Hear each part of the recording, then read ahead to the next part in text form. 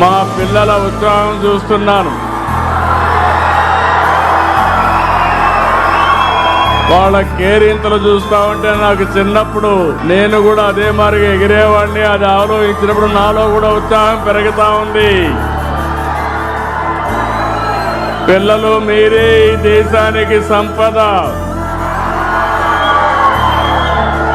ఈరోజు ప్రపంచంలో ఎక్కడికి పోయినా భారతీయుల్లో బ్రహ్మాండమైనటువంటి అవకాశాలు ఉన్నాయి. అందులో మీరు చూస్తే ఎక్కడ చూసినా తెలుగు వాళ్ళంటే 100-30-40% మన వాళ్లే ప్రపంచం అంతా ఉన్నారంటే అది మీలో ఉండే తెలివితేటలు, సమర్థత.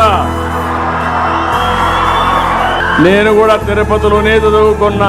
మీ మారిగానే స్టూడెంట్ గా తిరుపతిలో ఉండే అన్ని విధులు తిరిగాను. తర్వాత ఎమ్మెల్యే అయ్యాను, అంచెలంచెలుగా ఎదిగాను. రాష్ట్రంలో 4వ ముఖ్యమంత్రిగా అయ్యానంటే ఇక్కడ ఉండే వెంకటేశ్వర స్వామి ఆశీస్సులు, మీ అందరి సహకారం అని మరొకసారి విజ్ఞప్తి చేస్తున్నాను.